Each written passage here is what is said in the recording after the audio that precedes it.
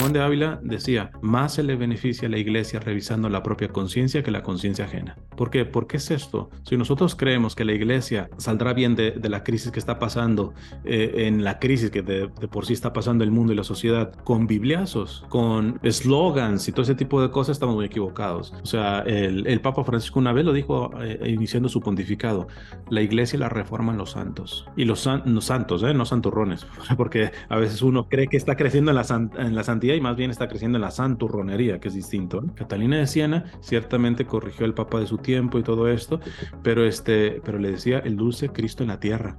O sea, la ternura y el amor que tenía por el sucesor de San Pedro, Santa Catalina de Siena. Y sobre todo, cuando le preguntaban, si le hubiéramos preguntado, porque lo dejó en sus escritos, cómo se definía ella decía, soy nada con pecado encima. ¡Yey, qué paisa, portucaisa! Bienvenidos a otro vídeo, a otra entrevista súper interesante. Como veis, este año ha empezado la cosa con entrevistas, trayendo a gente pues muy interesante que tiene cosas muy importantes que decir.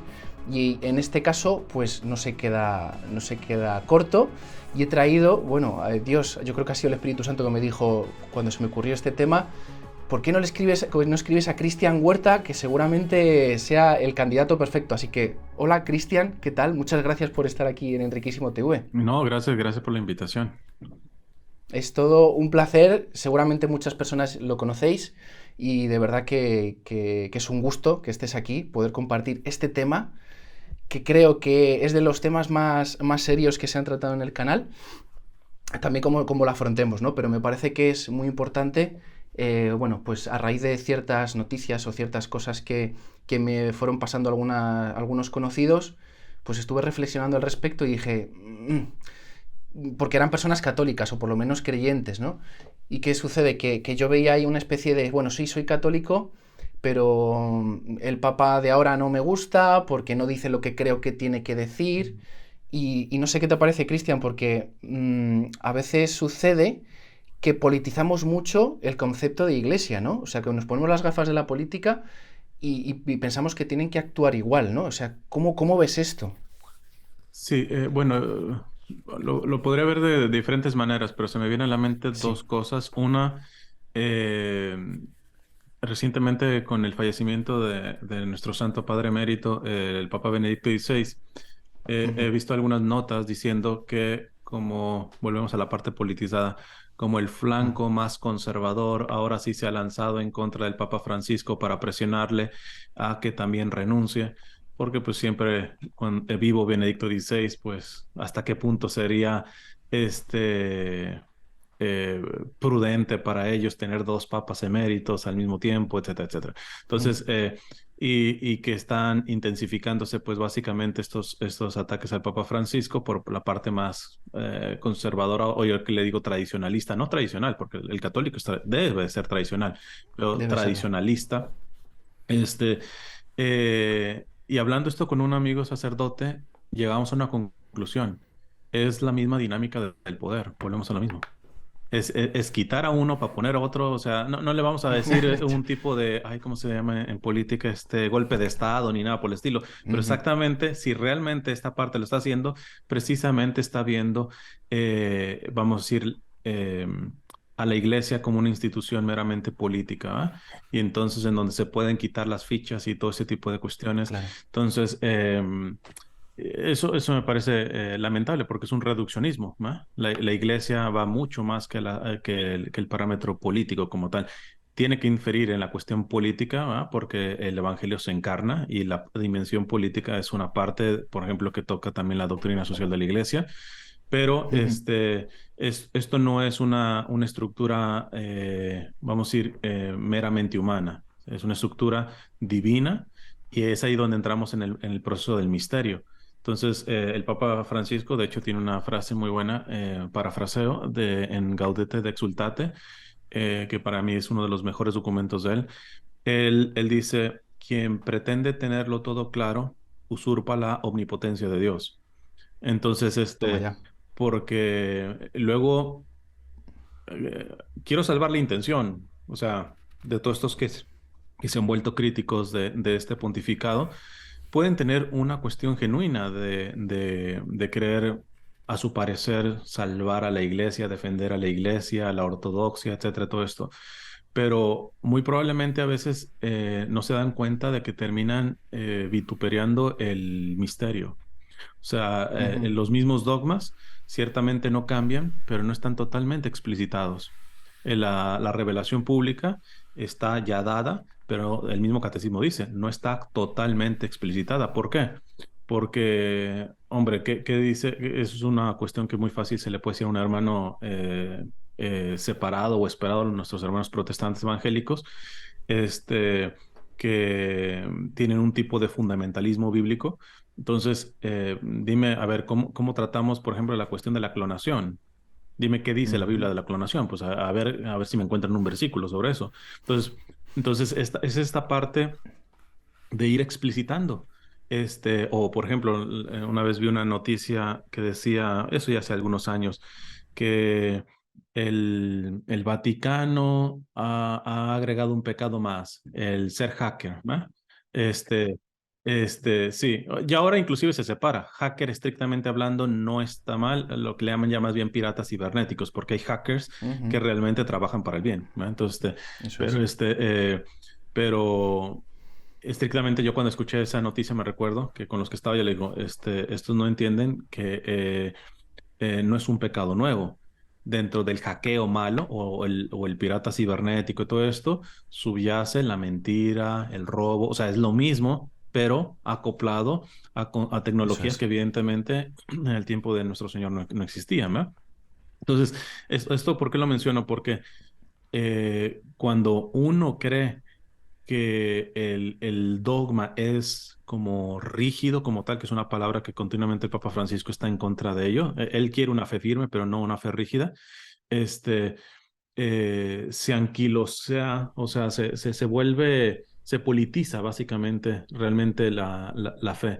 ¿Por qué? Porque ya delante del, o sea, yo lo que siempre digo, mi postura es, los extremos siempre terminarán siendo pues el cáncer en esto, porque por un lado Ujú. está un área quizá más progresista, modernista, en donde eh, pues de tan abiertos, terminan pisoteando eh, pues esta hermenéutica de la continuidad que decía Benedicto XVI. O sea, se rompe, terminan destrozando moral, terminan destrozando el dogma, terminan destrozando todo esto. Entonces, pero la parte más conservadora de todo eso termina destrozando por por rigidez, por un tipo de esclerosis. O sea, Sí, sí, sí, entonces, sí. y los dos aunque son distantes en este sentido, en una cosa se parecen. Los dos no están respetando el misterio, uno por exceso y otro por defecto. Entonces, Sí. esta dinámica que está manejando ahorita el Papa Francisco con la cuestión sinodal, evidentemente riesgos, que me digan en cuál concilio no ha habido riesgos, en cuál sino no hay Ujú. riesgo, váyanse a los hechos de los apóstoles, hasta entre los mismos apóstoles, o sea, la relación Pablo con Bernabé, los dos santos, los dos muy buenos, pero los dos no se llevaron y tuvieron que trabajar separados, entonces simplemente no trabajaban. Entonces, es esta cuestión de falta, yo creo que de humildad al misterio, ¿ah?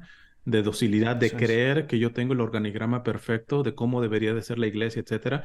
Y uno se puede justificar, pero es que objetivamente esto se tendría que decir objetivamente, sí, pero los caminos del Señor, el mismo San Ignacio de Loyola a veces decía, en ocasiones hay que entrar con la de ellos para salir con la nuestra. O sea que en un Ujú. primer paso parecería que estás en contra de lo que Dios quiere y todo eso, pero no es más que la puerta para poder entrar en un tipo de diálogo y profundizar. Y porque lo que me queda claro es de que en la parte más conservadora tradicionalista, lo que quiere es que la iglesia actúe como actuó en el pasado, que es a través de pues básicamente de excomuniones, de Ah. aleccionar al mundo y darle, etcétera. Y primero es un anacronismo, porque hoy que me digan si verdaderamente la iglesia tiene una voz de autoridad respecto al mundo. Si somos honestos, bueno, tú estás en Ya. Europa, o sea, Sí. ¿qué realmente peso tiene la voz de tu párroco dentro de la Nada. sociedad? Nada, Anteriormente, nada. y es que ellos por eso quieren vivir y rescatar esa parte, ¿verdad? Anteriormente la voz del policía, del maestro, del sacerdote, ya no se diga del obispo, resumbaba en todo sentido. Sí, sí, Entonces, sí, sí, hoy por es hoy verdad. estamos en una sociedad que nos guste o no, está secularizada, laicizada en el mal sentido de la palabra, etcétera. Y entonces es un nuevo reto para la fe. Y me parece que es muy lindo. Que más que Sí. de lamentarnos, es muy lindo porque en esta circunstancia o coyuntura en la que estamos, me parece que se puede hacer real lo que dice nuestro Señor en el Evangelio, que hay que ser fermento en la masa. Ojo la Eso imagen es, que eso usa. es. O sea, no estoy diciendo que seamos la masa, fermento, una cosita así. Entonces, Una cosita muy pequeña, sí, sí. entonces, pero es como que yo lo que creo que a veces, no a veces, con mucha frecuencia, nuestras carencias emocionales y psicológicas, o sea, nuestros complejos y todo eso, se terminan proyectando también en nuestras cuestiones de fe. Entonces, a veces detrás de una apologética de defensa de la doctrina y todo esto, o también de un progresismo o modernismo de cualquier parte, no está pasando más que el respirar por una herida de uno. ¿No? Por algún tipo de complejo, inseguridad, etcétera. Y en eso nos podemos afianzar, ¿va? Nos podemos decir, esto me sirve para un poquito suavizar, en vez de ir sanando, quiero presentar ciertas máscaras que agarro la fe. No, unos agarran, no sé, el veganismo, otros agarran la cuestión política, etcétera, todo eso, pero no es más que la máscara que me ayuda a poder suavizar una herida que no estoy dispuesta a confrontarla a su Eso profundidad. es. Y esto es lo que yo creo que es una gran bendición el pontificado del Papa Francisco. A diferencia de aquellos que dicen que confunde, yo digo, no, el Papa Francisco no está queriendo una iglesia confundida, quiere una iglesia adulta que aprenda a discernir. Anteriormente todo se te daba en la boquita. Ahorita estamos en una realidad tan compleja que el Papa quiere gente que pueda trabajar en un discernimiento y no un discernimiento solamente entre lo bueno y lo malo, sino entre lo bueno y lo santo. O sea, a ver, yo estoy defendiendo a la iglesia y todo esto, y sí, con catecismo y todo eso, pero me he profundizado si verdaderamente la emoción de mi interior en esa defensa es soberbia, es arrogancia, es megalomanía, narcisismo, etcétera. Y al revés, que dentro de mis miserias, en un pecado que cometa, el pecado siempre será condenable y todo esto, pero en el discernimiento me doy cuenta que estoy dando una batalla bien, valiente. Entonces, y por lo tanto no me tendría que desilusionar ni siquiera en mi propia miseria. ¿Por qué? Porque mi miseria siempre me está recordando la batalla que estoy yo dando. Entonces, Eso es entonces, verdad. tanto cuando yo supuestamente estoy haciendo el bien, la cosa no puede estar tan limpia adentro, como también Ujú, cuando estoy haciendo las cosas mal por debilidades, por vicios, por adicciones, inclusive que a veces tienen que ver con la cuestión química cerebral, que ni siquiera tienen tanto que ver con la voluntad, etcétera. Entonces, tampoco la cosa está tan mal así atrás de eso. Entonces, es un pontificado que está abriendo el punto al discernimiento, pero el problema es que no queremos discernir, queremos recetas que nos digan lo de siempre, paso uno, paso dos, paso tres, pero cuando nos dicen, no, aquí te dejo, tú vas a cocinar. Yo te doy algunas cuestiones, pero tú tienes que empezar a madurar. ¿Por qué? Porque los retos que se nos vienen son muy complicados. Si hoy por hoy queremos ser católicos como a la antigua, en el sentido, no en el sentido bueno de la tradición, que es lo que se tiene que permanecer. A la antigua menciono en el sentido de lo acartonado de las estructuras o de la organización como ujú, tal, nos vamos a dar de topes con la pared. Porque hoy por hoy esta sociedad, yo les reto, díganle a una multitud, por ejemplo, de jóvenes que solamente, por ejemplo, con respecto a la sexualidad, que la pornografía, que las relaciones fuera del matrimonio, que todo eso es pecado, pecado, pecado, pecado, a ver cuántos desde ese discurso empiezan a vivir la castidad. A ver cuántos. Ahora, les propongo a esos mismos jóvenes fomenten relaciones de amistad, más que te vas a ir al infierno por eso, decirle, mira, tú sabes el proyecto precioso que Dios ha puesto en la sexualidad, la plenitud que da el hombre y la mujer vivida en el contexto que Dios quiera.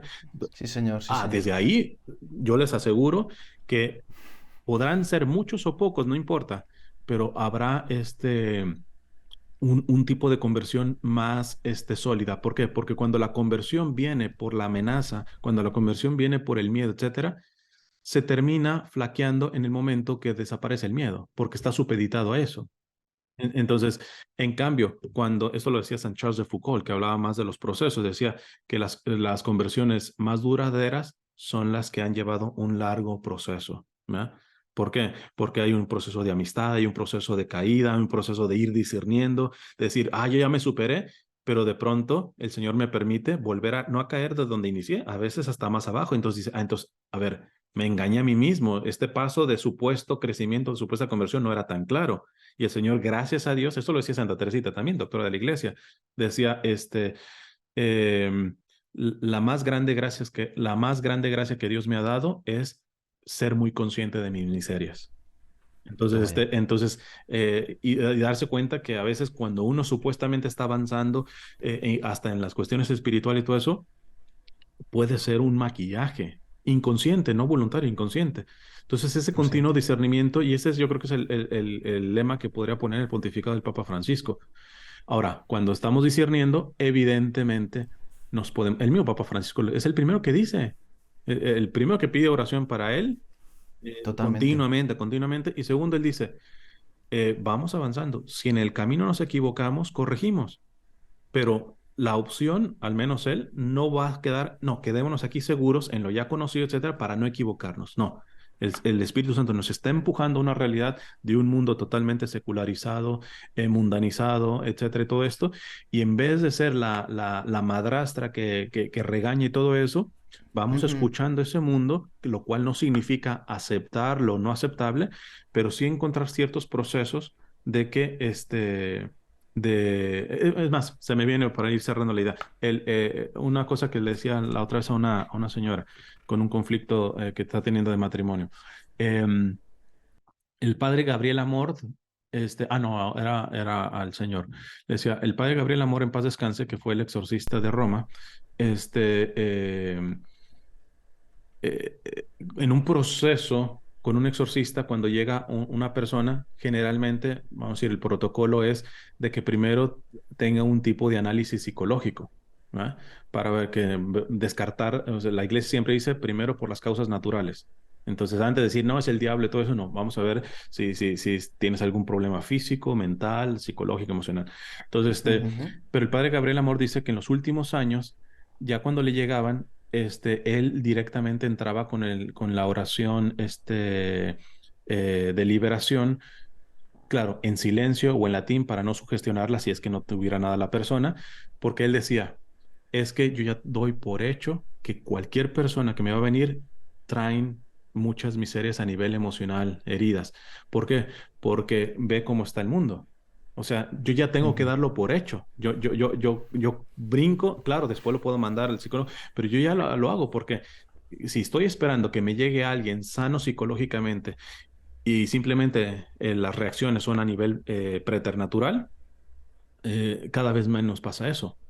Siempre que me llega uno, tenga o no tenga un tipo de influencia o posesión diabólica y todo eso, siempre vienen con grandes heridas emocionales. Entonces, fíjate, yo fíjate. ya, yo ya lo doy por hecho, entonces yo ya entro, Ujú, si no tiene ningún demonio, el demonio no va a reaccionar a mi oración, sea en latín o en silencio, etcétera, no va a reaccionar, etcétera. Entonces ahí yo le termino diciendo, pues, que tenga un acompañamiento terapéutico y todo eso, ¿ah? Entonces, pero lo que dice el Papa Francisco, estamos en una situación en donde la iglesia es un hospital de campaña. O sea, tenemos que asumir que está esto herido. O sea, ¿cuántos jóvenes hoy quieren casarse? Prácticamente no creen en el muy matrimonio. poquito. Ahora, si tú ves, Nada. pues claro, cuando ven el destrozo o de cómo se trataban sus padres o ya están divorciados y todo ese tipo de cosas, entonces está bastante rota la sociedad, la telaraña pues de la sociedad, que ciertamente una opción es que la iglesia tome la actitud de antes, que antes está correcta porque era en su contexto. Pero Ujú. ahora yo no creo que la iglesia tiene que estar como madrastra. Por ahí, ¿Verdad? Yo creo que va un poco por ahí, como dices tú. sí, Sí. ahí escuchaba a uno de estos líderes, de hecho eres consagrado él, este, criticar esta cuestión de la sinodalidad y todo esto, y él diciendo, es que la iglesia no tiene que escuchar, la iglesia tiene que enseñar, es maestra la iglesia. Y le digo, no, es las dos. De hecho, hay una encíclica de Juan 23 que se llama Mater et Magistra o Magistra, ¿eh? Que es madre y maestra. La iglesia como madre escucha y como maestra enseña. Ahora, ¿qué es primero? Es primero la maternidad. Porque tú, ¿cómo puedes enseñar? Es como yo les digo, ¿cómo yo le puedo enseñar a una niña que ha sido abusada por su padre, le enseñarle la doctrina de que Dios es padre? A ver, que alguien me Ya. diga cómo se hace eso. ¿Cómo se hace? O sea, entonces, puedo idealizar y le puedo dar un sermón y todo eso, pero lo que ella tiene en su experiencia es de que paternidad significa igual abuso. Entonces, ¿cómo se puede enseñar sin escuchar primero el dolor que tiene ella en cuanto a la relación con la paternidad, ¿no? Es esto, no sé. Y eso va a llevar tiempo. Yo me aseguro que ni siquiera el pontificado del el Papa Francisco está abriendo un campo en ese sentido, que también ya lo había abierto en ciertas partes Benedicto y Juan Pablo II, ya no se diga Pablo VI, hasta en el mes que tuvo Juan Pablo I también dio unas cosas bien interesantes. Entonces, ahí es donde uno ve esa hermenéutica de la continuidad que el Espíritu Santo está dando. ¿No? A algunos les incomoda, de estos evangelizadores más conservadores, les incomoda de que, qué curioso que ya se están canonizando casi todos los papas después del Concilio Vaticano II. Joder. Ya hablan por el prejuicio, profundiza, se incomodaron con algunos por la beatificación de Juan Pablo I. Verlo, era un pan de Dios. La humildad de ese Ujú. hombre, o sea, a mí me hubiera gustado que el Señor lo hubiera dejado un poquito más de tiempo, o sea, entonces, no estamos canonizando por canonizar, verdaderamente profundiza en eso. Ahora, hay, ¿cómo se llama? Sensibilidades teológicas y eso siempre lo habrá. ¿Eh? Por ejemplo, ahorita está haciendo mucho aspavientos y todo esto con lo que dijo a Monseñor Gansby, que el Mm. secretario de Benedicto XVI, que dijo que a Benedicto XVI parece que le dolió mucho lo del motu propio respecto a la misa tridentina. ¿Va? Entonces, Ujú. ¿eso significa que está en contra del Papa Francisco? No. Para empezar, el mismo Gansby su escudo era una parte tenía del escudo de Benedicto XVI. Cuando fue electo Francisco, él cambió esa parte. Entonces habla de una fidelidad, de una legitimidad. Ahora, no es una fidelidad, pues tipo fan de un club de fútbol, ¿va?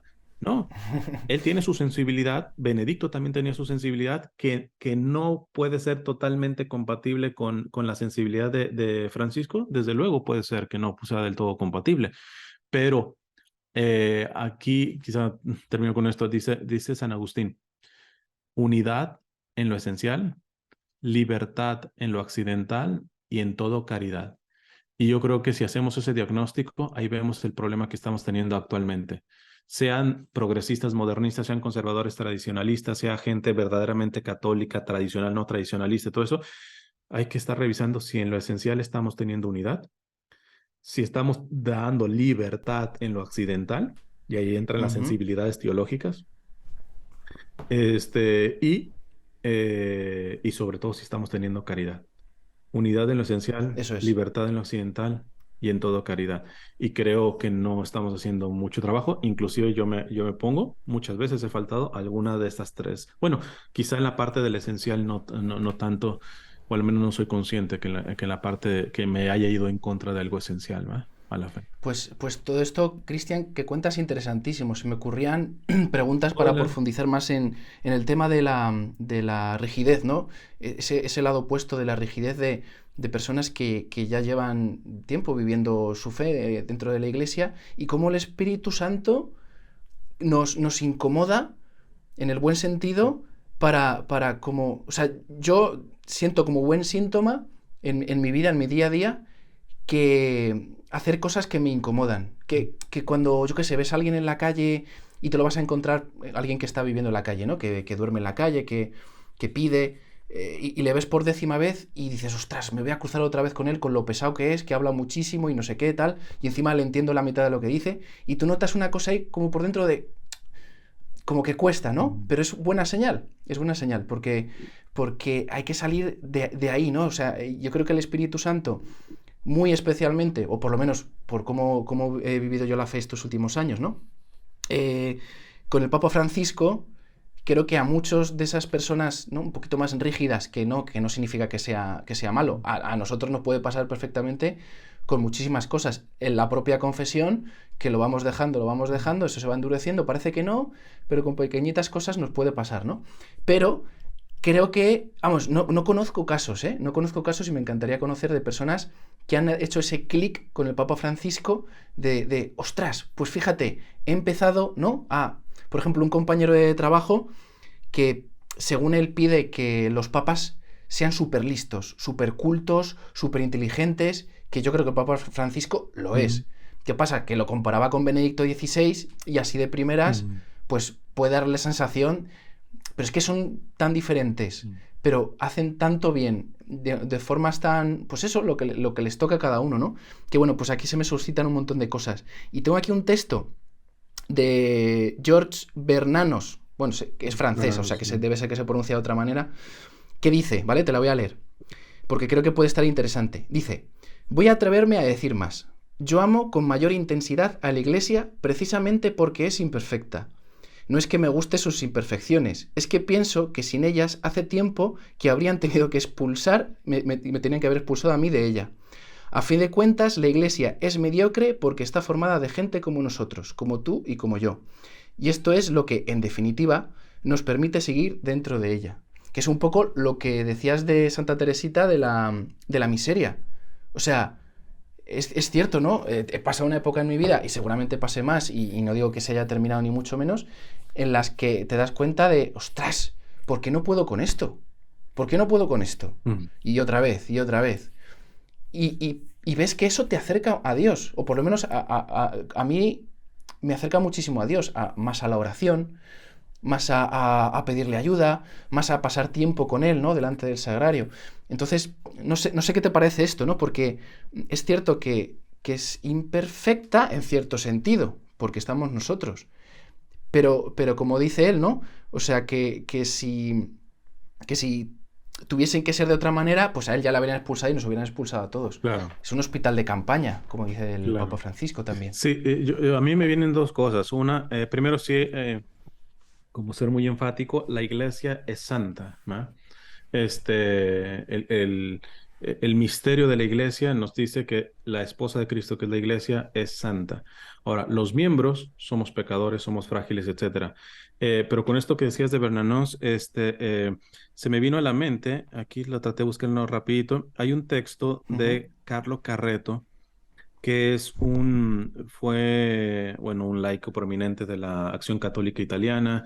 Después conoció la espiritualidad de Charles de Foucault y se hizo de una Mm, congregación que tiene ese tipo de espiritualidad.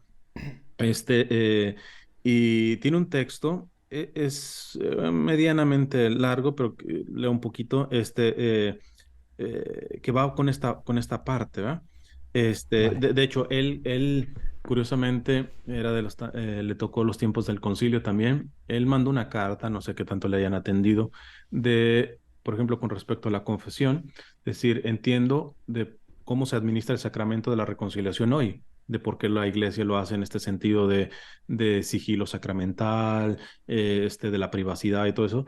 Dice, pero me gustaría que también, sin dejar esto, agregaran nuevamente la forma, ahora sí que sí, tradicional, porque a veces los que hablan mucho de tradición la hablan en cuanto a lo que les conviene, ¿va? Entonces, pues, si vamos a tradición, nada más tradicional que la confesión pública, porque los primeros cristianos se confesaban públicamente.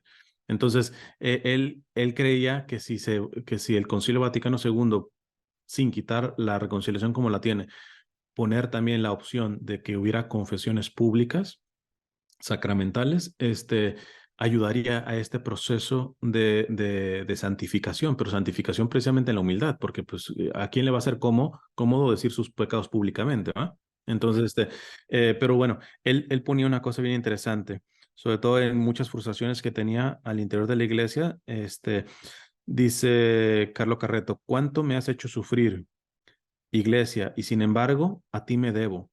Quisiera verte destruida y sin embargo necesito tu presencia. Me has dado muchos escándalos y sin embargo me has hecho entender la santidad. No he visto nada más oscurantista en el mundo, más complejo, más falso y no he tocado nada más puro, más generoso y más bello. ¿Cuántas veces he querido cerrarte la puerta de mi alma en la cara? ¿Cuántas veces he rogado morirme entre tus brazos seguro? No, no puedo librarme de ti porque soy tú, a pesar de no ser completamente tú. Y luego, ¿a dónde iría? ¿A construirme otra? No podía, no podría construirla más que con los mismos defectos, porque son los míos que llevo dentro. Y si la construyo, sería mi iglesia y no la de Cristo. Estoy suficientemente viejo para entender que no soy mejor que los demás. El otro día un amigo escribió una carta en un periódico. Dejo la iglesia porque con su compromiso con los ricos ya no es creíble. Me da pena. O es un sentimental que no tiene experiencia y lo disculpo, o es un orgulloso que cree que es mejor que los demás. Ninguno de nosotros es creíble mientras esté sobre esta tierra. La credibilidad no es de los hombres, es solo de Dios y de Cristo. Quizá la iglesia de ayer era mejor que la de hoy. Quizá la iglesia de Jerusalén era más creíble que la de Roma. Cuando Pablo llegó a Jerusalén llevando en el corazón su sed de universalidad, quizá que los discursos de Santiago sobre cortar el prepucio o la debilidad de Pedro, que estaban con los ricos de entonces y que escandalizaban al comer solo con los puros, podrían crearle dudas sobre la veracidad de la iglesia que Cristo había fundado Fresca y hacerle venir ganas de ir a fundar otra en Antioquía o en Tarso. Quizá a Santa Catalina de Siena, al ver al Papa que hacía una política sucia contra su ciudad, podía ocurrírsele la idea de ir a las colinas sienenses, transparentes como el cielo, y hacer otra iglesia más transparente que la de Roma, tan espesa, tan llena de pecados y política y politicastro. La iglesia tiene el poder de darme la santidad y está hecha completamente, desde el primero hasta el último, de puros pecadores, y qué pecadores, etcétera. Es más largo, ¿verdad? Pero no me quiero alargar esta parte. Wow, impresionante, ¿eh? Pero es Impresionante. esta dimensión, porque al final, suponiendo que este pontificado realmente fuera malo o alguna cuestión, yo no sé cuántos de los críticos se pudieran preguntar, este pontificado malo, Ujú, ¿qué tanto tiene que ver con mis miserias? ¿Qué tanto tiene que ver con mi pecado? O sea, en pocas palabras, ¿qué tanta responsabilidad tengo yo con ello? Porque esto lo ujú. mencionaba muy en especial Juan Pablo II. Siempre se ha hablado de la comunión de los santos, ¿verdad? Esa comunión que nos hace, por ejemplo, alguien tendido en un hospital, irrigar oxígeno puro a las venas de la iglesia del mundo entero mientras se une ese sufrimiento a los sufrimientos de Cristo en lo más escondido. En este sentido tiene sentido, valga la redundancia, los monasterios de clausura, porque si no, digo, para nada no sirven. Pero entendiendo la Claro. comunión de los santos, sabemos que su trabajo y su oración ahí escondida realmente da frutos al exterior en la iglesia y en el mundo. Pero Juan Pablo II dice, así como está esta ley ascendente, que es la comunión de los santos, hay una ley descendente, que es la comunión del pecado. Esto significa que el pecado más escondido que yo tenga es veneno puro que se riega por las venas de la iglesia y del mundo entero. Entonces, cuando yo veo que tengo unos videos hablando de eso, porque realmente lo que están haciendo en el sínodo en Alemania sí es terrible, es totalmente heterodoxo, es terrible, pero yo no solamente puedo quedar en la condena y escandalizado. La pregunta es, ¿qué tengo que yo ver con ese desastre? No, pero si yo estoy a millas y millas y millas de ellos, no, claro, pero por la comunión del pecado, mi soberbia, que a veces no reconozco, mi arrogancia, cualquier pecado que yo pueda tener, está afectando en esto. Entonces, me parece un infantilismo de aquellos que creen que tienen las claves para solucionar la crisis en la que se encuentra la iglesia sin estar denunciando primeramente su propia miseria. Se hacen expertos en la miseria ajena y no en la propia. Y ya decía un Mm. doctor de la iglesia que ayudó a un momento muy crítico de la iglesia, como fue en el Concilio de Trento, con todo esto de la mal llamada Reforma Protestante. Me refiero a San Juan de Ávila, doctor de la iglesia. San Juan de Ávila decía, más se le beneficia a la iglesia revisando la propia conciencia que la conciencia ajena. Entonces, Toma ya. ¿cuáles son las últimas audiencias que ha estado dando el Papa por varios, bueno, ya las terminó, pero desde agosto hasta como 2 semanas, hasta las 2 últimas semanas, sobre el discernimiento? ¿Por qué? ¿Por qué es esto? Si nosotros creemos que la iglesia saldrá bien de la crisis que está pasando, en la crisis que de por sí está pasando el mundo y la sociedad. con bibliazos,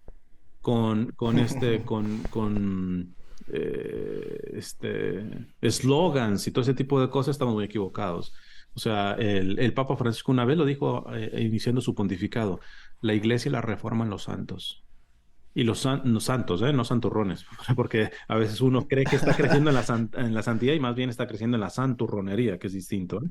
Entonces, Sí, pero sí, el sí. santo, por ejemplo, Catalina de Siena también, aquí la menciona Carlos Carreto. Catalina de Siena ciertamente corrigió al Papa de su tiempo y todo esto, pero le decía el dulce Cristo en la tierra. O sea, la ternura y el amor que tenía por el sucesor de San Pedro, Santa Catalina de Siena. Y sobre todo, cuando le preguntaban, si le hubiéramos preguntado, porque lo dejó en sus escritos, cómo se definía ella decía, soy nada con pecado encima. Toma ya. Entonces, quiero ver cuántos de Joder. los críticos, de los que creen Dicen cómo eso. debe ser la iglesia, a cuántos les den ese grado de humildad, ¿no? Sí, sí, sí, sí, sí. Sí, bueno, espectacular. Es que me venía, no sé si volver a la parte de atrás porque, o sea, de lo que decías al principio, porque me venía un paralelismo, ¿no? Lo digo porque trato de que por lo menos, o sea, que personas católicas que tienen ese cáliz de, bueno, cáliz creo que se dice, de un poco de desunión, ¿no? De cada uno, de ir un poco por su lado porque ahora esto no le gusta, veo, ¿no? Veo que muchas veces nosotros, a personas que nos preguntan, que están alejadas de la iglesia y que nos dicen cosas de la riqueza de la iglesia, un poco lo típico, ¿no? Los clichés de siempre. Por dentro quisiéramos que esas personas acogiesen lo que nosotros vivimos, los mandamientos, de alguna manera, pero luego, cuando ya estamos dentro, no acogemos ciertos mandamientos nuevos, ¿no? Encíclicas, Mm. yo qué sé, palabras del Papa, no acogemos. Es decir, que nos pasa lo mismo que les pasa a las personas que están alejadas. Es decir, a mí eso me ayuda muchísimo a revisarme y a decir, vale, Quique, lo que decías, ¿no? Del discernimiento. Discernimiento importantísimo y recomendable lo que ha dicho Cristian de las audiencias del Papa Francisco al respecto. Es muy importante ahora hacer ese discernimiento. Y respecto a un medio de comunicación que vi, que es español, que me suscitó, ¿no? Que me suscitó estas ideas, esta reflexión, pienso que, bueno, pues creo que les hace falta, ¿vale? Creo que les hace falta, no sé cuántos son, no sé si son muchísimos los que están ahí trabajando, pero en ciertos artículos veo que ahí les falta caridad, les falta un poquito de, ¿no? de ese discernimiento. Entonces, tengo aquí los 4 puntos cardinales de la que tenemos aquí en el Catecismo de la Iglesia Católica. En el punto 1806 está la prudencia. Voy a leer una parte de lo que dice que es la prudencia, ¿vale? Y luego planteo una pregunta. Ujú. Dice el Catecismo, la prudencia es la virtud que dispone la razón práctica a discernir en toda circunstancia nuestro verdadero bien y elegir los medios rectos para realizarlo. Continúa, el hombre cauto medita sus pasos. Sed santos y sobrios para daros a la oración. La prudencia es la regla recta de la acción. Te planteo aquí una pregunta. ¿Cómo de prudentes somos los católicos para con la iglesia, para con las noticias estas que salen que son muy de pincha aquí porque el titular, y a lo mejor solo con el titular ya me quedo y ya, buah, ya empiezo a despotricar por ahí, llamando un WhatsApp a no sé quién? O sea, ¿cómo tenemos que afrontar especialmente nosotros los católicos, estas, no fake news a lo mejor, pero que pueden ser polémicas de Sesgadas, primeras, ¿no? sí. Sí, Eso a mí es. me vienen dos cosas. Primero, con respecto a la prudencia, que no es precisamente una virtud que me ha sido del todo fácil. Eh, Ujú. Generalmente se peca por prudencia, o los pecados contra la prudencia tienen como sus dos extremos. Por, por, este, por defecto es la persona básicamente pusilánime, cobarde, que decir, por aparente prudencia no hablo, ¿eh? Me quedo callado, quiero ser Ujú. prudente, pero no, en esta Sí. circunstancia concreta, etcétera, etcétera, tienes que hablar. Entonces, yo no estoy siendo prudente muchas veces al callarme, porque a veces se cree que el prudente es el que se calla, o el prudente es el que no hace nada, etcétera. No, no, no, porque también ese es es un pecado contra la prudencia por defecto, ¿eh? Pero también existe evidentemente la prudencia por exceso, que en esta parte yo puedo caer más. El Papa Francisco también es esa personalidad, que decir, antes se equivocan contra la prudencia por hacer o por decir que por dejar de hacer o por cobardía, etcétera, ¿va? Entonces, cada quien tenemos nuestro talón de Aquiles. Es muy, por eso los griegos decían, y lo acogió después en la escolástica católica, esto de que la virtud se encuentra en el justo medio. Entonces, primero clave es esta parte, poder tener la humildad de decir, la prudencia es la que de hecho tendría que regir las demás virtudes. ¿Por qué? Porque salvo una, que es la caridad, o sea, tú nunca puedes exagerar en caridad. O sea, la caridad es la Es reina de todas verdad, las. es Entonces, verdad. pero de ahí en más, por ejemplo, volvemos. El ser honesto. Hombre, yo puedo decir verdades como tal, pero en tiempos, en formas, etcétera, que no son correctas. Y yo no puedo justificarme, no, pero es que me condenan y luego uno se da de mártir. Es que me están rechazando por decirle las verdades.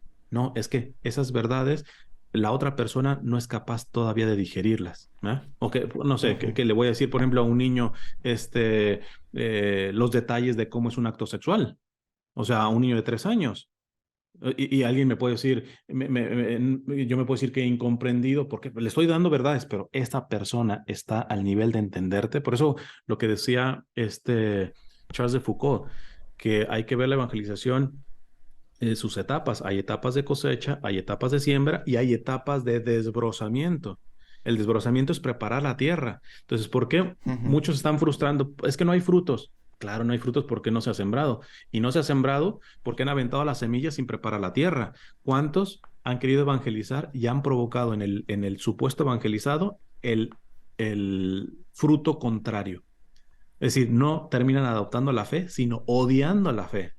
Entonces, ¿eso por qué pasa? Lo más seguro es que no hubo un trabajo de desbrozamiento. Es decir, dijiste es una verdad muy revelada y muy todo esto, pero a una tierra que está dura, que no. ¿Y sabes qué? El ablandarla no es a bibliazos, es con detalles de amistad, etcétera, o sea, con relaciones verdaderamente humanas como tal.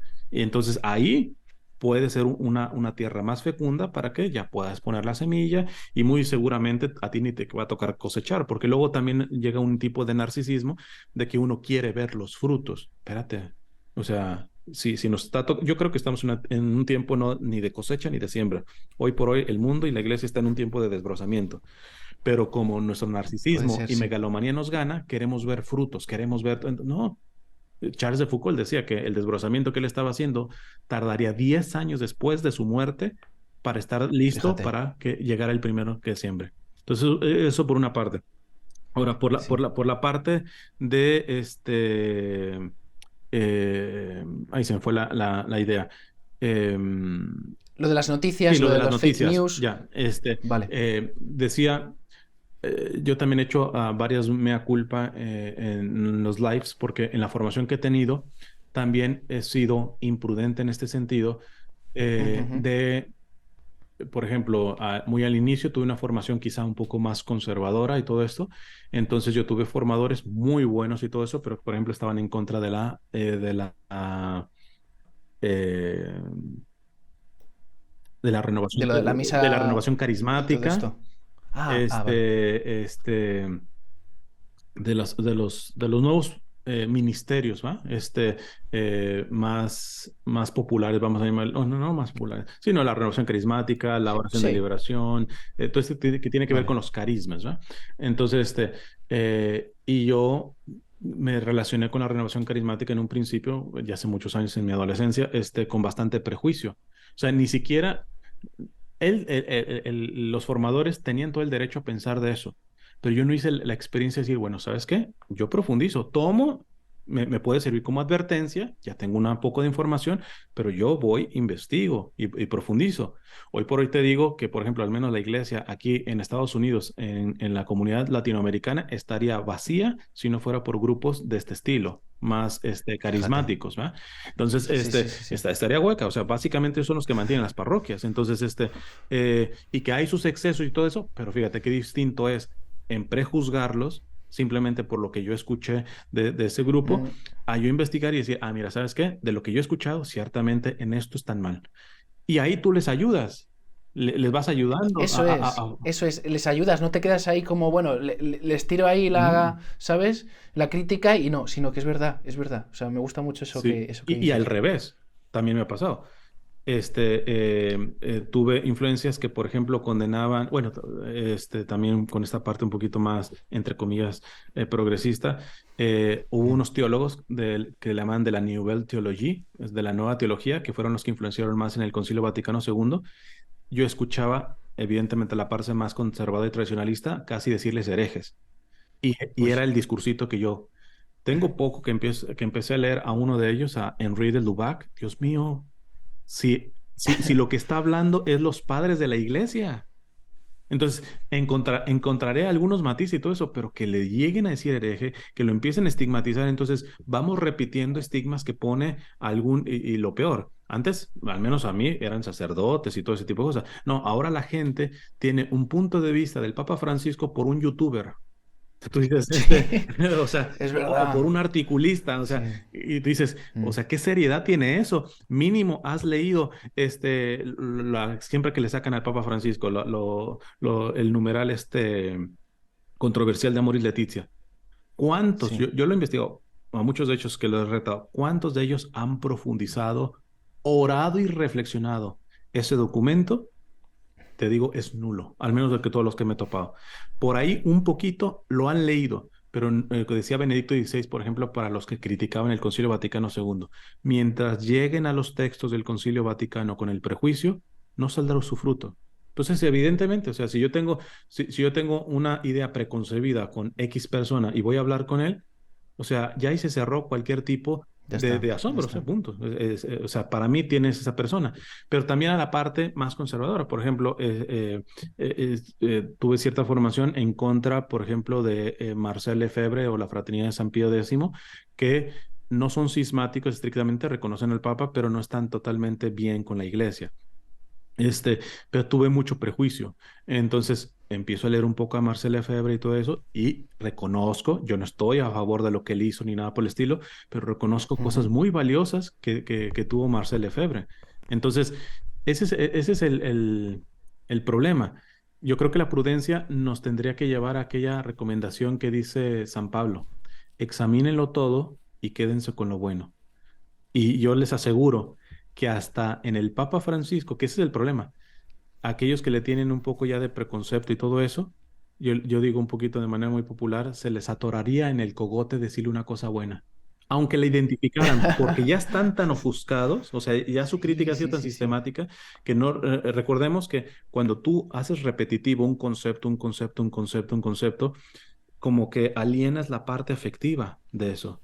O sea, entonces, aun cuando, ¿cuántas personas, por ejemplo, que no tuvieron unos padres tan afectivos y todo cariñosos, a cuántos no les gustaría decirle, te quiero mamá, te amo mamá? Ujú. Y te dicen, pero se me atora aquí.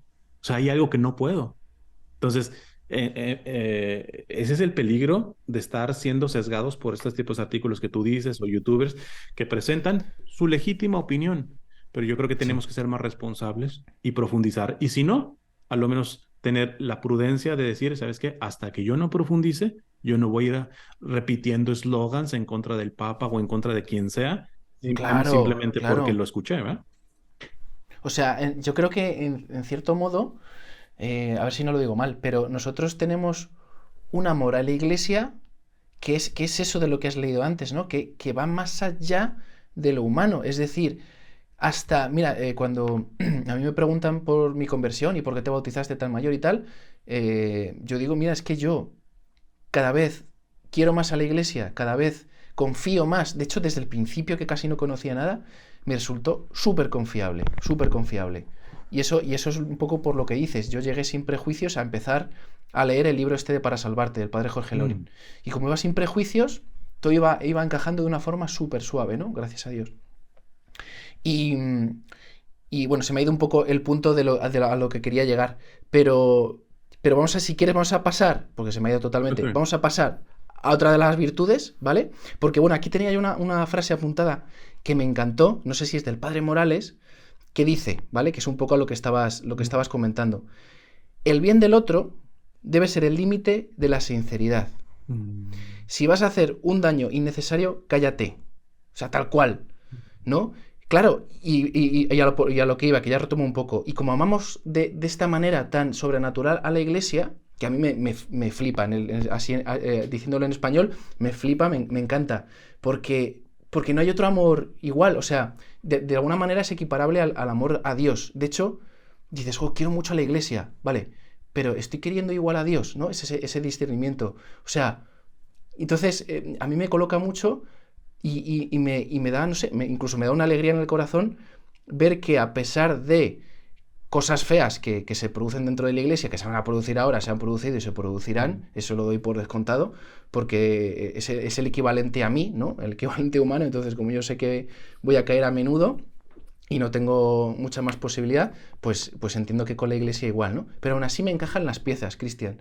¿A ti no te pasa que a pesar de todo eso, bueno, tú a lo mejor tú ya estás en un punto un poco más, ¿no? Por adultez en la fe, por años y tal, pero yo tengo la sensación de que todavía van encajando las piezas, ¿no? Cuando tengo conversaciones así, cojo otra piececita y hago, ostras, claro, encajaba, perfecto, Mm. ¿no? Cuando ves otras realidades de la iglesia.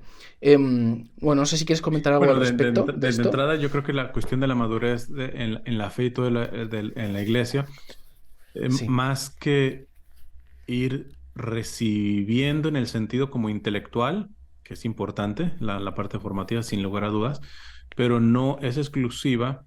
De hecho, habrá una cuestión, siempre habrá una diferencia. Una cosa es ser inteligente a ser sabio. O sea, un inteligente puede ser alguien que te puede sacar posgrados, doctorados y todo ese tipo de cosas. Un sabio puede ser un analfabeta, porque la sabiduría viene de Dios. Entonces, Ujú, y aquel intelectual con doctorados y todo está cerrado a esa gracia de Dios. Por algo Jesús, que es uno de mis pasajes favoritos, porque inclusive ahí está hermenéuticamente hablando la Trinidad, porque dice, y Jesús llenándose de gozo, dijo Jesús, segunda persona de la Trinidad, llenándose de gozo en el Espíritu Santo, tercera persona de la Trinidad, dijo Padre, ahí está la Trinidad completa, y dice, Padre, te doy gracias porque esto no lo ha revelado a los sabios y entendidos, sino a los pequeños y humildes. O sea, es este misterio. No estoy en contra, a mí me encanta el estudio, a mí me encanta la formación y todo esto, pero la cuestión del crecimiento en la fe, yo se lo escuchaba a un sacerdote brasileño, me gustó el símil que hizo, que es, dice, la vida espiritual va a la inversa de la vida biológica o física. Dice, nosotros ujú, nacimos totalmente dependientes de la mamá, del papá. O sea, si no nos daban, cambiaban el pañal, nos daban la mamila, etcétera. O sea, nos moríamos totalmente dependientes. Y cada vez nos volvemos más independientes, ¿verdad? Ya tú te haces tu comida, ya tú te lavas tu ropa, ya te vas de la casa, ya vives por ti mismo, etcétera. Dice, en la vida espiritual es totalmente lo contrario. En la vida espiritual nacemos totalmente independientes por el rastro del pecado y cómo comprobar que tú has madurado. Te vuelves en automático una persona más dependiente de Dios. O lo que dirían muchos santos místicos, San Juan de la Cruz y todo esto, la madurez del espíritu se muestra en la sencillez. O sea, a mayor santidad te vuelves cada vez más sencillo y simple en todo, ujú, en tu forma de ujú. orar, en tu forma de tratar a la gente, en tus pertenencias materiales. O sea, el ejemplo de que la persona va madurando es una simplicidad y una sencillez. Entonces, me gusta más la imagen de que más que ir acaparando conocimientos, cursos que son importantes y todo esto, es una cuestión más de una actitud de desprendimiento. El que Eso realmente es, eso. crece más en Mm. la fe es el que va soltando más. ¿Por qué? Porque queda solamente Dios y por amor a Dios sus hermanos. O sea, en realidad el mensaje cristiano, porque si no, si nos metemos a esta dinámica yo diría hasta entre comillas, apologética que en la que estamos entrando, Ujú, este, hoy por hoy el cristianismo no sería para todos, no sería para todos. Si algo tiene el cristianismo como la religión verdadera y todo esto, es de que puede llevar a la santidad hasta un analfabeto, que puede llevar a la sí. persona más ignorante a nivel académico, al más pobre, etcétera. Y no solamente eso, privilegia, no de manera exclusiva, pero de manera privilegiada, está enfocada para ellos. Jesús cuando arrancó su vida pública, que a muchos se les olvida esa parte, que ahorita le dicen al papá, habla mucho que de los pobres y que todo eso. Espérate, ¿cómo arrancó su vida pública Jesús en la sinagoga? con el texto de Ujú, Isaías en donde dice, he venido para darle, para los pobres, anunciar la nueva venta a los pobres, darle la vista a los ciegos, etcétera. Ese discurso parece que se le ha olvidado a mucha gente. Entonces, no es exclusivo porque están los excesos de la teología de la liberación y todo este tipo de cosas, pero ciertamente el impacto de la fe cristiana es de que sin excluir la formación y todo esto, no es necesaria esa. Requiere un espíritu humilde y Dios hace maravillas con esa persona, ¿no? Entonces, ujú. también esa es la cuestión que a veces veo un peligro de creer que vamos avanzando en la fe por una cuestión de ciertas confirmaciones intelectuales que vamos teniendo, que digo, no están mal, pero me gusta la primera audiencia que tuvo el Papa con los medios de comunicación, cuando empezó su pontificado, él hasta suspiró, y me encanta esa frase que él les dijo, suspiró y dijo, cómo me gustaría una iglesia pobre y para los pobres. Entonces, porque de alguna manera el católico tendría que ser pobre en el sentido evangélico. Sería muy largo yo explicar todo esto, tengo ya material de Claro. eso, pero pero desde luego, porque el pobre con mayúscula, bueno, el mismo la Sagrada Escritura nos dice, los protestantes generalmente y más de un católico corta ese texto bíblico que dice, y Cristo se hizo siendo rico, se hizo pobre para hacernos ricos. Entonces, pero hasta ahí lo dejan. No dicen el versículo completo. El versículo completo dice, o sea, Cristo siendo rico se hizo pobre para hacernos ricos con su pobreza. Es decir, la Ujú, pobreza, la toma. riqueza del cristiano es la Vale. pobreza de Cristo, ¿verdad? Entonces, pero bueno, me sugiere un poquito esta idea, ¿verdad?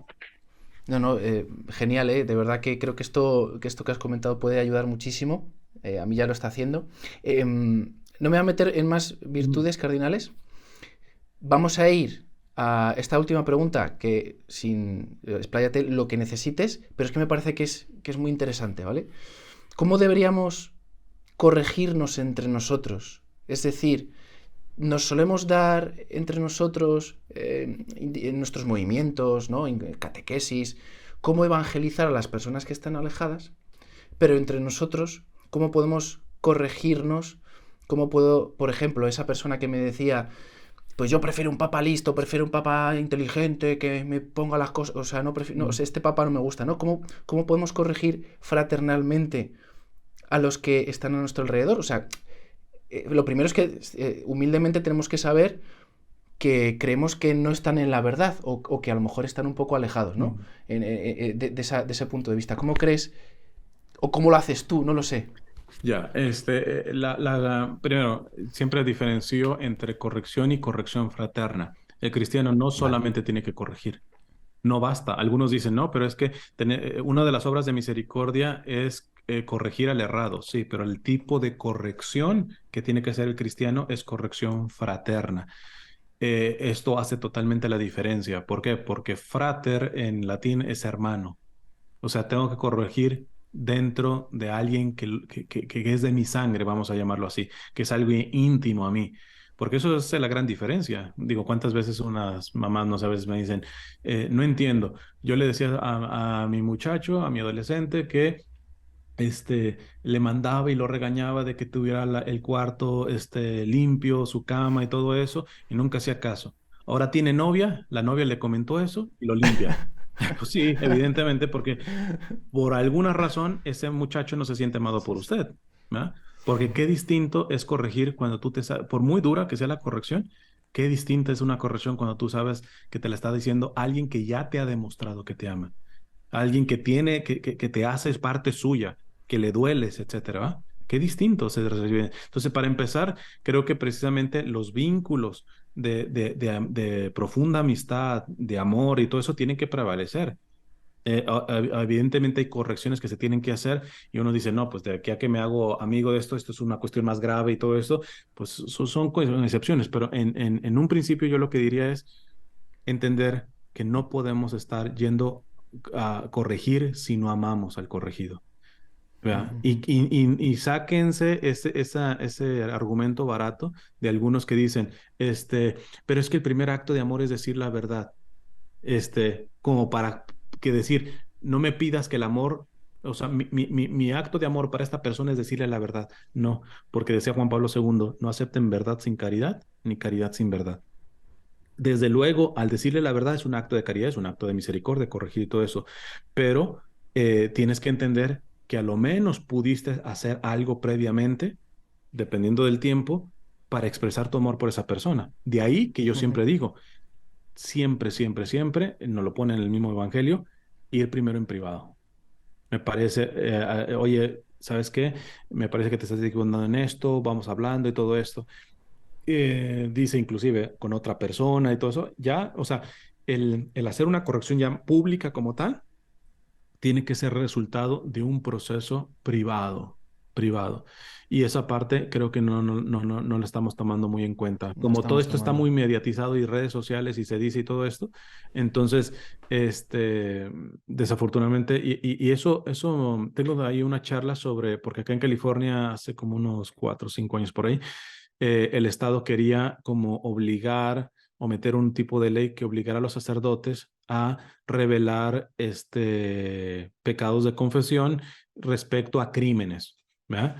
Pero el sigilo sacramental es absoluto, no hay una sola excepción. O sea, si un criminal dice, se va con un sacerdote y se confiesa y le dice que va a matar a medio mundo, mañana el sacerdote no puede decir absolutamente nada. ¿Por qué? Porque la confesión no es un terreno del sacerdote, el sacerdote actúa in persona Christi, es una información que esa persona le está dando totalmente a Cristo, ¿no?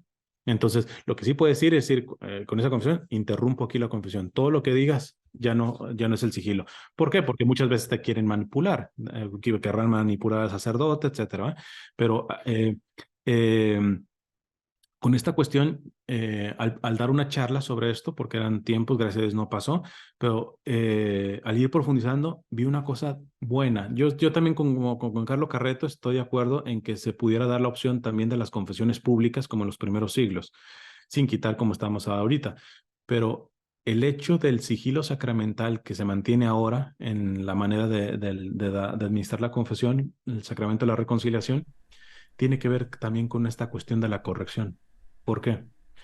Porque si yo estoy haciendo algo malo y se me corrige en privado, todavía mi fama no está rota.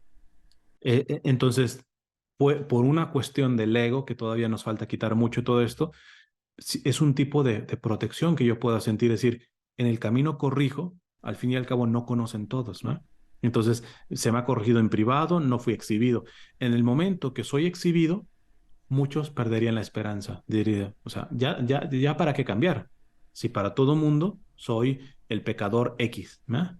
Entonces, al ser exhibido. Entonces, ahí creo que es una cuestión también importante de ser empático, ponerte en los zapatos, ¿ah? ¿A ti te gustaría que te exhibieran en este sentido o que a lo menos hayan intentado primero en privado? Un proceso paciente, caritativo, etcétera, todo eso. Y ya, si no queda de otra, pues sí, tenemos que apelar al bien común, sobre todo en cuestiones graves, ¿no? Porque no da la misma Ujú. tú corregir a una persona con respecto a ciertos pecados a corregirla respecto a cuestiones, por ejemplo, ya criminales. Ahí sí o sí. Entonces, se tiene que hacer. Pero aún en las cuestiones criminales, también tiene que ver la caridad necesaria. Yo puedo denunciar a una persona y hacer una corrección pública sobre una cuestión, no sé, robó, es un ladrón, etcétera, e inclusive hasta lo pueden llegar a meter a la cárcel. Pero en la cárcel, él puede ser mejor esposo que yo, por ejemplo, no sé, él tratar mejor. ¿A qué voy? Que también a la hora de corregir hay que buscar no estigmatizar a la persona. En esto concreto, se le corrige. ¿Y cómo se hace eso?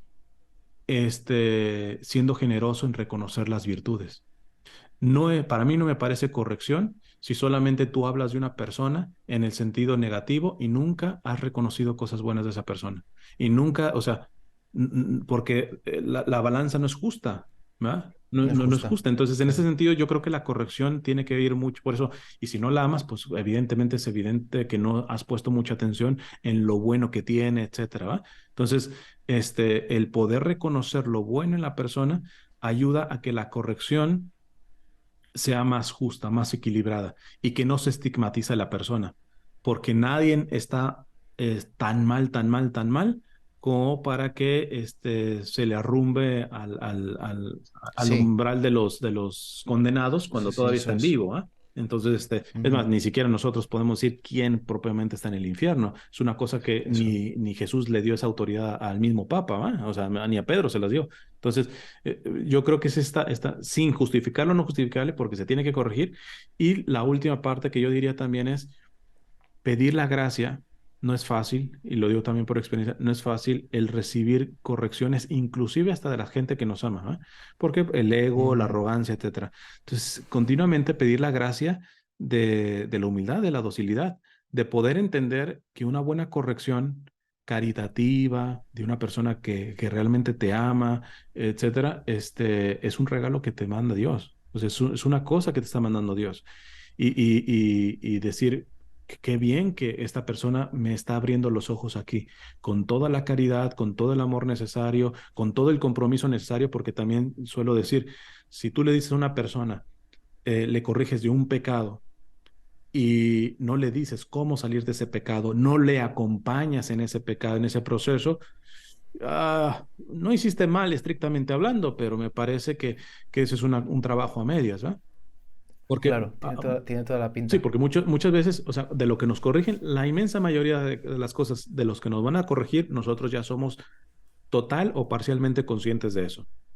Hay cosas que sí nos corrigen y que yo no me hubiera enterado, o sea, típicas, no sé, por ejemplo, yo aquí en Estados Unidos con la cuestión del lenguaje. O sea, yo puedo decir una palabra que en español mexicano significa una cosa y para el caribeño es hasta una cosa obscena. Entonces, son cosas sorpresivas en donde tú recibes la corrección porque ni siquiera te hueles que eso estuviera haciendo mal, ¿verdad? Claro, Pero en claro, claro. general nosotros somos bastante conscientes de las cosas que no hacemos bien, etcétera. Entonces, ¿por qué digo esto? Porque el que cuando vayamos a corregir tenemos que asumir que lo más probable es que él sepa que no está haciendo bien las cosas. Simplemente o no tiene la voluntad o no sabe cómo salir, cómo cambiar esa actitud, cómo todo ese tipo de cosas. Entonces, asegurarse de que cuando yo llevo la corrección, llevo también la solución. No sirve simplemente, tú no tendrías que estar hablando así. ¿Y cómo tengo que hablar? Enseñarle. A veces creen que estoy siendo sarcástico, pero por ejemplo, a veces que me decía, es que tú eres un soberbio y un arrogante, perfecto. Asumo que tú estás detectando eso porque tú eres humilde. ¿Me podrías enseñar a ser humilde como tú eres humilde? No estés haciendo sarcasmo, no, o sea, yo estoy realmente, tú, si estás detectando eso, asumo que eres más humilde que yo. Entonces, ¿podrías enseñarme a cómo llegar a Sí, la sí, humildad a la que tú has llegado? sí, sí, sí.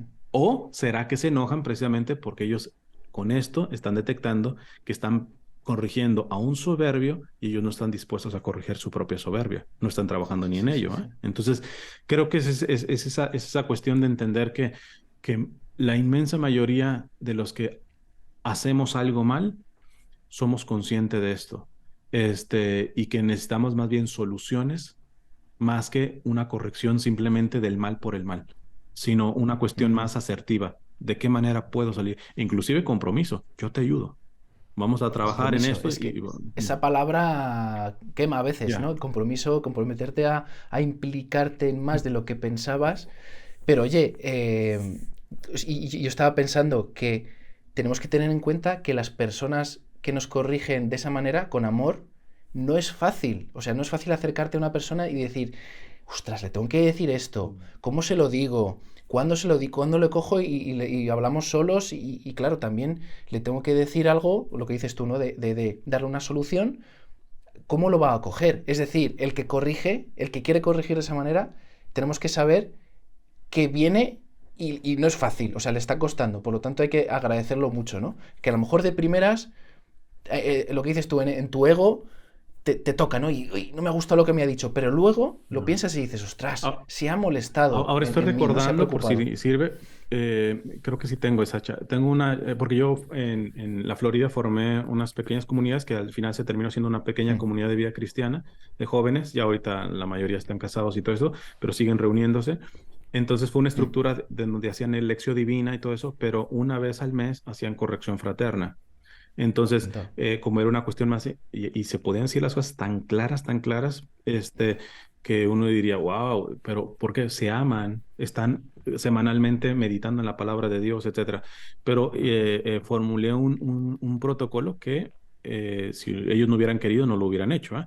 Y lo aceptaron. Por ejemplo, en la corrección fraterna, antes de yo corregir a alguien de esa pequeña comunidad, etcétera, yo oraba por él, este, y oraba por mí para que sea de la manera que Dios quiere, etcétera. Una breve oración antes de decirle correcto.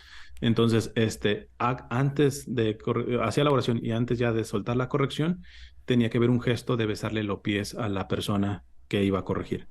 Entonces se le Hala. besaba los pies y ahora sí, me sentaba y le decía, mira, yo creo que no has estado bien en ta, ta, ta, ta, ta, ta. Al final, otra oración, por la persona y por mí mismo y listo. Entonces, ese simplemente gesto de de besar los pies, yo preguntaría, a la hora de tú corregir, al que tú me digas, ¿serías capaz de besarle los pies? Yo creo que Uh, ayudaría un poquito esa parte para ostras. detectar si tu corrección verdaderamente es una de esas obras de misericordia o más bien es un acto de proyección psicológica tuya, que verdaderamente como no sabes manejar tus propias frustraciones o inclusive tú ser lo que estás queriendo corregir, simplemente ves en la corrección el vehículo para proyectarte psicológicamente, ¿no? Entonces, yo creo que puede servir, no es la única cosa, ¿verdad? Pero vi muy claro que un acto de humildad como besarle los pies al que le voy a corregir, pudiera aclarar qué tan pura es ese anhelo de corregir, ¿va? Ujú, ujú. Sería, no sé. Eh, Me ha gustado mucho esta parte de la corrección fraterna, ¿eh? Me ha gustado mucho. Te agradezco. Esta experiencia última que has contado, espectacular. Muchas gracias, Cristian. Y bueno, pues si te parece, lo dejamos hasta aquí. Perfecto. Se me ha hecho cortísima esta hora y 10 minutos, se me ha hecho muy corta. Te agradezco este ratazo, Cristian, de verdad, por haber estado aquí, por haber dicho que sí a la propuesta tan rápidamente y con tanto cariño. Así que, bueno, pues si Dios quiere, nos vemos más adelante, ¿vale? Perfecto. Y que Dios te bendiga mucho con todo tu trabajo, con todo tu apostolado y con todo el apostolado que haces en las redes, en Instagram, que te sigo mucho. Está muy activo, por favor, seguirle. Yo os voy a dejar en la descripción todo el material posible, que así al respecto. Si quieres, pásame también algún material al respecto y lo ponemos por ahí, ¿vale? Para que puedan dirigirse directamente a esos vídeos. Así que, nada más, muchas gracias por haber estado ahí. Nos vemos en el próximo vídeo. Si Dios quiere, hasta luego. Adiós.